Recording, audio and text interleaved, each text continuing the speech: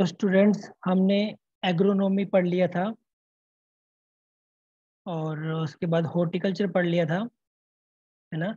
तो एग्रोनॉमी क्या था? ग्रीक वर्ड से ड्राइव हुआ था। दो वर्ड थे, एग्रोज और नोमोज। एग्रोज का मीनिंग था फील्ड और नोमोज का मीनिंग होता है मैनेज। मतलब कि एक फील्ड को मैनेज करने की जो स्टडी होती है उसे हम बोलते हैं एग्रोनॉमी। इन अदर वर्ड्स हम क्या बोल सकते हैं? It is an agriculture science. एक एग्रीकल्चर साइंस है जो कि डील करती है क्रॉप की प्रोडक्शन से और फील्ड मैनेजमेंट से, कि कैसे हम फील्ड की मैनेजमेंट करेंगे, कैसे उसको वाटरिंग देंगे, कैसे उसके अंदर हम फर्टिलाइजर्स यूज करेंगे, कैसे हम उसके अंदर पेस्टिसाइड यूज करेंगे, कौन कौन से स्टेज पे यूज करेंगे। ठीक है। सो agriculture is a branch of agriculture science. Agronomy क्या है? एक ब्रांच एग्रीकल्चर साइंस की जो कि डील्स करती है प्रिंसिपल से, प्रैक्टिकल ऑफ सॉइल से, वाटर से और क्रॉप मैनेजमेंट से। ठीक है। उसके बाद बात करती करी थी हमने हॉर्टिकल्चर की। हॉर्टिकल्चर वर्ड ड्राइव हुआ है लैटिन वर्ड जिसका मतलब होता है होटस। होटस वर्ड से ड्राइव हुआ है जिसका मतलब होता है गार्डन। और कल्चर ड्राइव हुआ है कल्टस से जिसका मीन्स होता है कल्टीवेशन। मतलब क्या? गार्डन को कल्टीवेट करना। जितने भी गार्डन क्रॉप हैं, like vegetable crops, ornamental crops, commercial crops, flowering crops, medicinal crops, aromatic crops, spices crops, plantation crops, individual crops या tree, shrubs, climber and post harvest management and processing. हमने बात कर चुके हैं लास्ट लेक्चर में इन सब के बारे में। तो आज का हमारा स्टार्ट होगा एनिमल हस्बेंड्री से। What is animal husbandry? So animal husbandry drive हुआ है word from animal and husband word से। ठीक है। एनिमल का मीनिंग होता है लाइफ स्टॉक एंड हस्बैंड का मीनिंग होता है हु टेक केयर। ठीक है। तो एनिमल का मीन हो गया लाइफ स्टॉक और हस्बैंड का मतलब हु टेक केयर। तो लाइफ स्टॉक का टेक केयर करना, डेट इज एनिमल हस्बेंड्री। क्या हम बोल कह सकते हैं? Animal husbandry is a branch of agriculture. हमने पढ़ी कि ये एग्रीकल्चर की ब्रांच है जिसमें क्या होता है, एनिमल को हम पालते हैं किसके लिए? मीट के लिए, फाइबर के लिए, मिल्क के लिए, एग्स के लिए और अदर प्रोडक्ट्स के लिए। ठीक है। इनसे अदर प्रोडक्ट भी बनते हैं।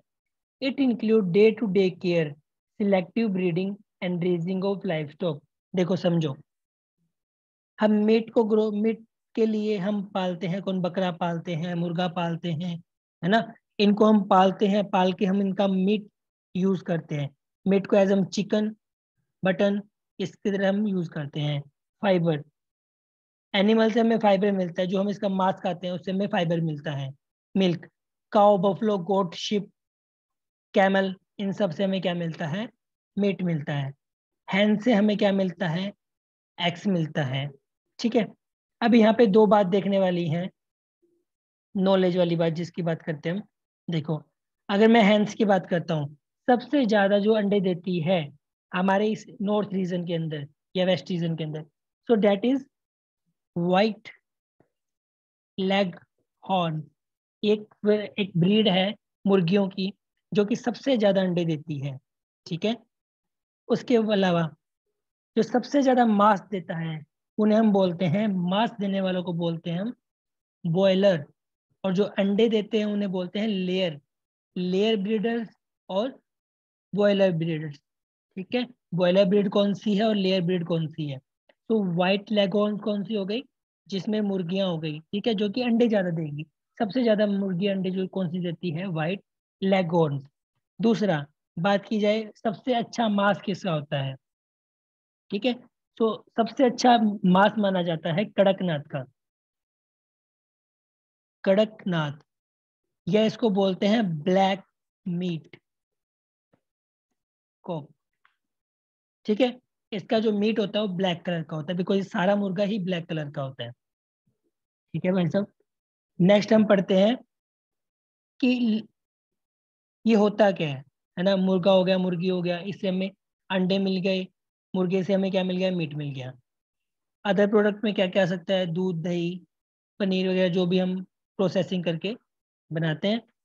इसके अंदर क्या होता है, एनिमल को हम पालते हैं, उनकी केयर करनी पड़ती है हमें, ठीक है। उन्हें हमें फीड करवाना पड़ता है, उनकी ब्रीडिंग करवानी पड़ती है। ब्रीडिंग करवानी पड़ती है, ब्रीडिंग क्यों करवाते हैं कि हमारे पास एक वैरायटी है, एक हमारे पास ब्रीड है। एक ऐसी ब्रीड है जो कि ज़्यादा दूध देती है, ठीक है। एक ऐसी ब्रीड है जो कि ज़्यादा वर्क करती है, ठीक है। लाइक मेरे पास हरियाणा ब्रीड है काऊ की, ठीक है। हरियाणा ब्रीड को मैंने क्रॉस करवा दिया थार पार्कर से। थार पार्कर है बुल। थार पार्कर ब्रीड की जो मैंने हरियाणा से क्रॉस करवा दिया, तो जो हमारी ब्रीड बनेगी उसमें क्या क्वालिटी होगी, वो वर्क भी ज्यादा कर सकती है, वो ड्रोट भी होगी, ड्रोट का मतलब ज्यादा काम करने वाले, और मिल्कर्स का मतलब जो ज्यादा दूध देती हैं। तो जो वो ब्रीड आएगी उन दोनों को क्रॉस करवाने से, तो वो ब्रीड कौन सी आएगी, दोनों के जो सिलेक्टिव काम होगा, ठीक है। तो ब्रीडिंग करवाना उसका और लाइफ स्टॉक को बढ़ाना, ये सारा एनिमल हस्बेंड्री के अंदर आ जाता है, ठीक है गाइस। तो हम नेक्स्ट मूव करते हैं। Next is forestry.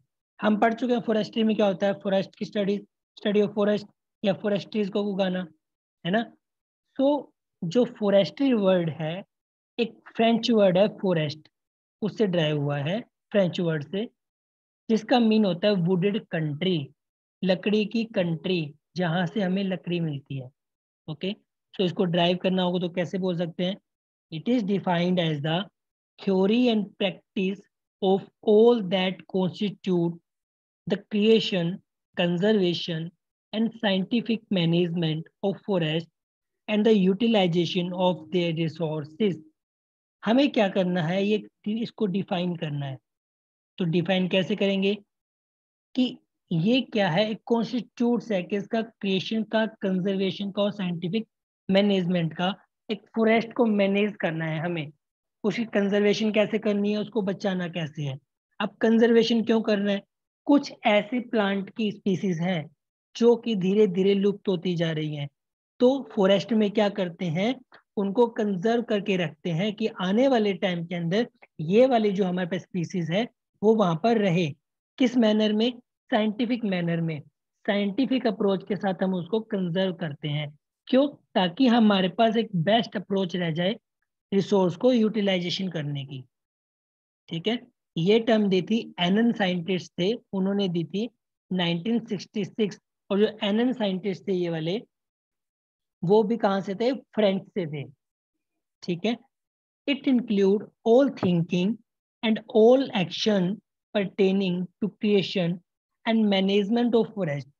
मैं आपको बता चुका हूँ ऑलरेडी कि फॉरेस्ट में हम करेंगे क्या, करेंगे तो वहाँ पे फॉरेस्ट की मैनेजमेंट ही ना, कि कैसे उसको हार्वेस्ट करना है, कैसे उनकी लकड़ियों की हमें मार्केटिंग करनी है, कैसे उसका यूटिलाइजेशन करना है, कैसे हमें फॉरेस्ट के प्रोडक्ट बनाने हैं, कैसे उसकी सर्विस प्रोवाइड होगी, ठीक है। इन सब को हमें मैनेज करना है, इन सब की मैनेजमेंट क्या कहलाती है, फॉरेस्ट्री कहलाती है, ठीक है। It include not only management of existing forest but also the creation of new forest. देखो, फॉरेस्ट्री अकेली उसी को ही नहीं बोलेंगे जिसमें ऑलरेडी जहाँ फॉरेस्ट है, ऐसा प्लेस जहाँ पर हम धीरे धीरे करके एक फॉरेस्ट बना रहे हैं, एक नया फॉरेस्ट बना रहे हैं।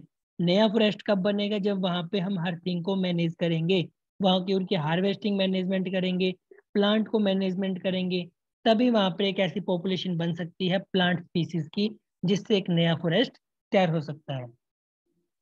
तो फॉरेस्ट्री क्लियर है यहाँ तक सभी। नेक्स्ट मूव करते हैं, फिशरीज। फॉरेस्ट्री पढ़ चुके हम, उसके बाद आता है फिशरीज, ठीक है। व्हाट इज फिशरी, फिशरी की बात करेंगे हम। जो फिशरी साइंस होती है, देखो नाम से क्लियर है, एक्चुअली होगा क्या, फिश की मैनेजमेंट होगी, उसका पालन पोषण होगा, उसको हम मैनेज करेंगे, अपने एक एरिया के अंदर उसको ग्रो करेंगे, है ना, और को एक मीट पर्पज के लिए हम उसको यूज करेंगे, है ना। So aquatic and fishery science is the study of aquatic ecosystem to increase scientific understanding and to apply basic ecological principles to their management, thereby sustaining them for multiple uses। देखो, fishery science में ultimately हुआ क्या, दो तरह की fishes होती हैं, ठीक है। एक ऐसी फिश जिसे हम फ्रेश वाटर फिश बोलते हैं, और एक ऐसी फिश जो कि फ्रेश वाटर फिश नहीं होती है, जो कि डर्टी वाटर फिश होती है या सी वाटर फिश होती है, ठीक है। सो फ्रेश वाटर फिश की बात करें हम, जो कि जोड़ में रहती है, पॉन्ड में रहती है, ठीक है, ऐसी फिश हो गई अनफ्रेश वाटर फिशेज। सो एक्वेटिक के अंदर फ्रेश वाटर फिशेज की हमने बात की थी।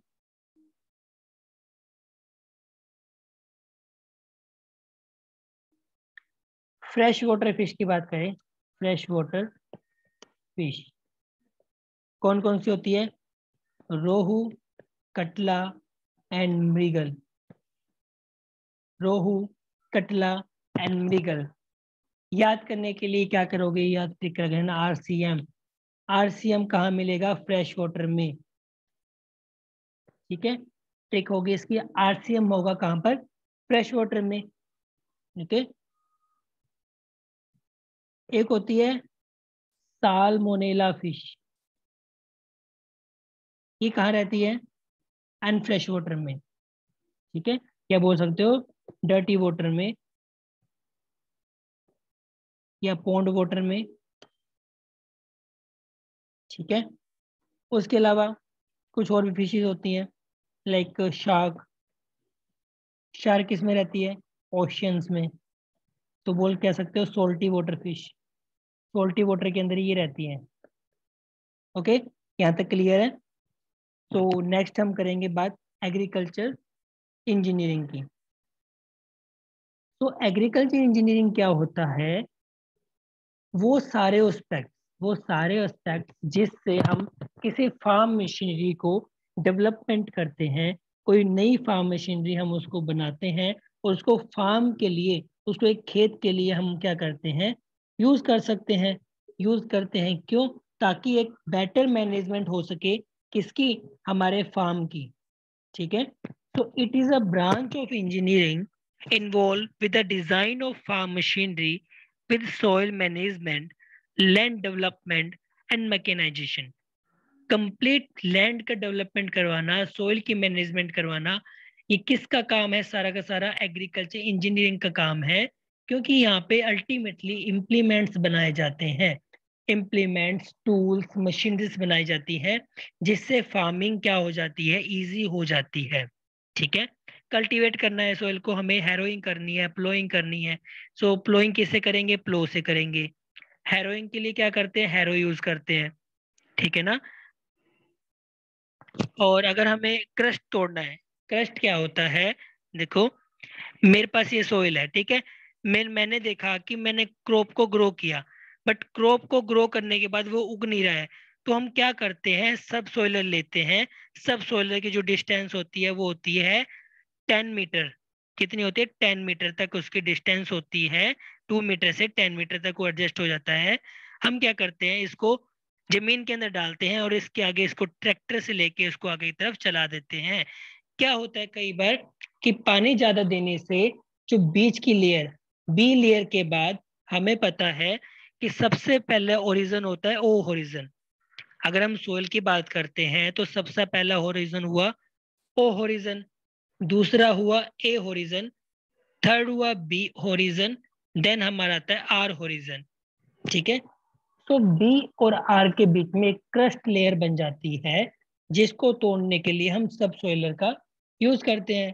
सो अल्टीमेटली हुआ क्या, वो हमारा एग्रीकल्चर इंप्लीमेंट हुआ, एग्रीकल्चर मशीनरी हुई। तो उसमें काम कौन करेगा, एग्रीकल्चर इंजीनियरिंग। तो एग्रीकल्चर इंजीनियरिंग क्या है, ये एक एग्रीकल्चर की ब्रांच है, ठीक है। It is an branch of agriculture engineering, ठीक है। जिसमें हम क्या करते हैं, फार्म मशीनरी को बनाते हैं, सोil मैनेजमेंट करते हैं, लैंड डेवलपमेंट करते हैं, ठीक है। और लाइव स्टॉक फार्मिंग, अब देखो लाइव स्टॉक के अंदर हम दूध निकालते हैं, ठीक है। दूध निकालने के जो इम्प्लीमेंट है वो भी किस में आ जाएंगे, एग्रीकल्चर के अंदर आ जाएंगे। क्यों, बिकॉज लाइव स्टॉक भी तो एग्रीकल्चर में ही आता है, विद द एफिशिएंट प्लांटिंग, कि वहां से हमें एफिशिएंट, हमें वहां से मिले रिजल्ट, ओके। क्लियर है। नेक्स्ट मूव करते हैं हम।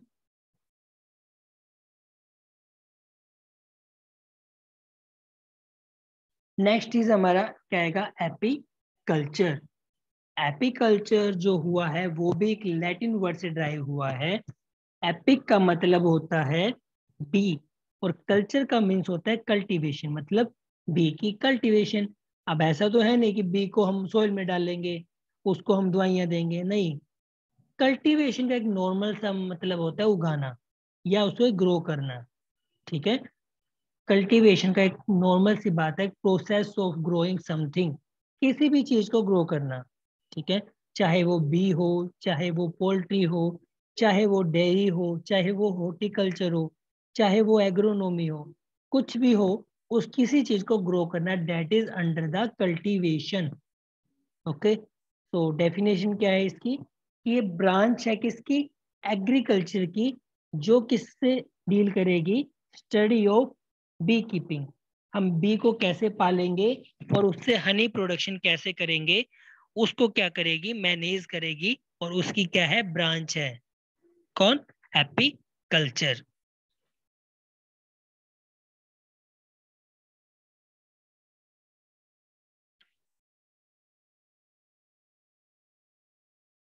नेक्स्ट मेरे पास आया सेरिकल्चर। सेरिकल्चर भी दो वर्ड से ड्राइव हुआ है, because it is also a Latin word. आपको क्या करना है, मैंने जितने भी वर्ड बताए हैं, ठीक है, एक नोटबुक लेना, सबसे पहले डेफिनेशन लिखना, जैसे सेरिकल्चर, एपीकल्चर, ठीक है, एग्रोनॉमी, हॉर्टिकल्चर, उनके आगे आपको लिखना है कहाँ से ड्राइव हुआ है, फॉरेस्ट्री, ठीक है। जहां से ड्राइव हुआ है पहले वो लिखना है, लैटिन से ड्राइव हुआ है, ग्रीक से ड्राइव हुआ है, या फिर फ्रेंच से ड्राइव हुआ है, ठीक है। देन वो किन किन वर्ड से मिलके बना है, ओके, किस वर्ड से मिलके बना है वो लिखना है आपको, जिससे आपको क्या याद रहेगा, कंपैरिजन कर सकते हो कि कौन सा लैटिन वर्ड से ड्राइव हुआ है, कौन सा ग्रीक वर्ड से ड्राइव हुआ है, और कौन सा फ्रेंच वर्ड से ड्राइव हुआ है। ओके, सो हम सेरिकल्चर की बात करते हैं, तो सेरिकल्चर को हम दो पार्ट में डिवाइड करते हैं, या बोल सकते हैं टू वर्ड से मिलके बना है। नंबर वन इज सेरी मतलब सीरीज, और कल्चर मतलब कल्ट्रा, ठीक है। सीरीज का मतलब होता है सिल्क वॉर्म, और कल्ट्रा का मतलब पता है हमें, कल्टीवेशन होता है। तो सिल्क वॉर्म की कल्टीवेशन मतलब growing of silk worm. Okay, so ये ब्रांच है एग्रीकल्चर की, जो सिल्क वॉर्म की स्टडी को क्या करता है, बताता है, उसके बारे में, उसके प्रोडक्शन के बारे में बताता है, उसका डोमेस्टिकेशन कैसे करते हैं उसके बारे में बताता है, ठीक है। अब सिल्क वॉर्म क्या करेगा, सिल्क वॉर्म क्या करेगा, सिल्क को बनाएगा, है ना। So it is an economical important insect, ये हमारे लिए, हमारे इकोनॉमिकल इंसेक्ट है हमारे लिए, जो कि हमें पैसे कमा के देता है, जो कि हमें मनी कमा के देता है, ठीक है। Being a primary producer of silk, a silkworm preferred food is white mulberry leaves. A silkworm preferred food is white mulberry leaves. क्या होता है मलबरी, जो मलबरी शहतूत होता है, जिसे हम मोरस नाइग्रा बोलते हैं, ठीक है। जो व्हाइट शहतूत होता है, सिल्क वोम क्या करता है, उस पे सबसे ज्यादा बनता है। कैसे, वो क्या करेगा, मलबरी लीव्स को क्या खाएगा, खाएगा उसे, ठीक है। खाने के बाद क्या करेगा, वहां पर क्या करेगा, सिल्क वॉर्म की फॉर्मेशन कर देगा। अब सिल्क वॉर्म की फॉर्मेशन करता कैसे है वो, जब भी वो कुछ खाता है ना, तो सिल्क वॉर्म की जो लार होती है, या स्लाइवा बोल सकते हो जिसे, उसके स्लाइवा से क्या होता है, जैसे हमारी लार टपकती है ना, वैसे ही उसकी लार होती है, और वो गोल गोल घूम के खाना खाता है, जिससे वो एक पूरा का पूरा सिल्क तैयार कर देता है, खाना खाते खाते, लीफ को खाते खाते। क्लियर है, सिल्क वॉर्म क्या हुआ, सेरिकल्चर क्लियर हुआ। सिल्क वॉर्म की स्टडी सेरिकल्चर, बी की स्टडी एपीकल्चर, क्लियर है। ओके, नेक्स्ट मूव करते हैं। Next is lag culture. अब लैग क्या होता है, देखो, हमारे घरों में लाख की चूड़ियां पहनी जाती हैं, जो लेडीज पहनती हैं। तो जो लाख होता है, वो एक्चुअली होता किससे है, वो भी एक इंसेक्ट के द्वारा बनाया जाता है, जिसका नाम होता है लैक वोम। एक लैक वॉर्म होता है, उसे लैक वॉर्म की स्टडी को हम क्या बोलते हैं, लैक कल्चर। ठीक है। तो जो लैक है वो एक सिनोनिम है किसका, इंग्लिश वर्ड लैक का। ठीक है, जिसका मतलब हिंदी में होता है लाख, जो खुद में एक संस्कृत का वर्ड है लक्ष्य, जिसका मीन्स होता है लाख या हंड्रेड थाउजेंड। ओके, तो यहाँ पे चार मीनिंग है लैक कल्चर के अंदर। जो लैक सिनोनिम है, लैक सिनोनिम पूछे किसका, लाख का। ठीक है, जो कि डेरिवेटिव है, अगर डेरिवेटिव पूछे आपसे तो किसका डेरिवेटिव है वो, संस्कृत वर्ड का, जिसका मीनिंग क्या होता है, लक्ष्य। जिसका मीनिंग क्या होता है, लक्ष्य।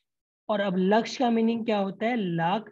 और लाख का मतलब क्या हो गया, हंड्रेड थाउजेंड। देखो लाख क्या होता है, 150, है ना। तो मैं क्या बोल सकता हूँ इसको, 100,000। ठीक है ना। तो लैक्स को हम बोलेंगे क्या, लाख। और लाख को हमने क्या बोल दिया, 100,000। क्लियर है यहाँ तक। इट वुड अपियर इन वैदिक पीपल, जो वैदिक पीपल थे, जो पुराने ऋषि मुनि होते थे, वो जानते थे कि जो लैक है वो एक इंसेक्ट के द्वारा पैदा होता है, इंसेक्ट उसे बनाता है। एंड ये भी जानते थे कि ये बायोलॉजिकल एंड कॉमर्शियल एस्पेक्ट होता है लैक इंडस्ट्री के लिए। अब देखो उस टाइम पे लोगों को पता था कि लैक किससे बनता है, बट धीरे धीरे क्या हुआ, लाख की फॉर्मेशन स्टार्ट हुई। अब हमें पता है कि एग्रीकल्चर लोग क्यों करते हैं। एग्रीकल्चर इसलिए करते हैं क्योंकि उसे हम इकोनॉमिकल काम में लिया जा सके, उसे कॉमर्शियल काम में लिया जा सके। तो धीरे धीरे लैक इंडस्ट्रीज बन गई। लैक इंडस्ट्रीज बन गई तो इसका ज़्यादा से ज़्यादा यूज होने लगा। It is also worth to mention that a Lakshgriha would need to lot of lac, which could only come from flourish lac industry in that period. पुराने टाइम के अंदर एक लक्ष्य गृह होता था। ठीक है, लक्ष्य गृह होता था जिसको बनाने के अंदर बहुत ज्यादा लैक की जरूरत होती थी। ठीक है, और वो सिर्फ कहाँ से आता था, फ्लोरिशिंग लैक से, उस पीरियड के अंदर। यहाँ तक क्लियर हुआ। नेक्स्ट हम बात करते हैं लैक कल्चर। हमने बात कर चुके हैं लैक क्या हुआ, लैक डील किससे करेगा, लैक इंसेक्ट। अब उस इंसेक्ट का नाम क्या है, that is Laccifer lacca. That is Laccifer lacca, जिससे हम क्या करते हैं, उसकी डोमेस्टिकेशन करते हैं और लैक का प्रोडक्शन करते हैं। ठीक है जी। उसके बाद कुछ अलग अलग प्लांट पे जो लैक के इंसेक्ट होते हैं वो डिफरेंट डिफरेंट होते हैं। ठीक है, इम्पोर्टेंट है, आपको अच्छे से याद करने हैं कि कौन कौन से होस्ट प्लांट होते हैं। होस्ट प्लांट का मतलब जिस पे वो इंसेक्ट उस पे सरवाइव करेगा, जिस पार्ट प्लांट पे वो इंसेक्ट सरवाइव करेगा। लाइक पालस का प्लांट होता है,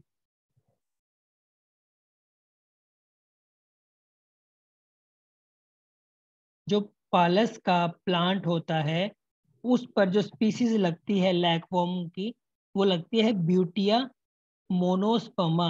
ब्यूटिया मोनोस्पर्मा पालस प्लांट पर। ठीक है, तो ब्यूटिया मोनोस्पर्मा का जो होस्ट प्लांट है वो कौन है, पालस।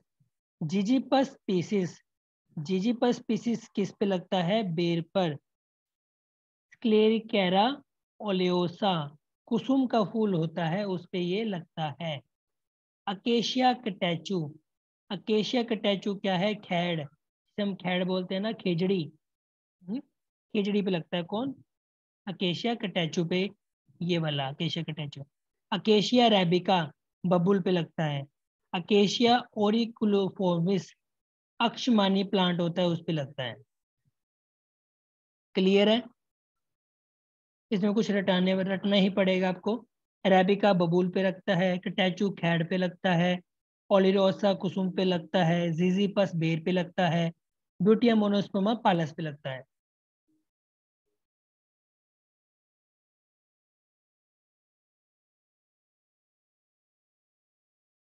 करें नेक्स्ट मूव।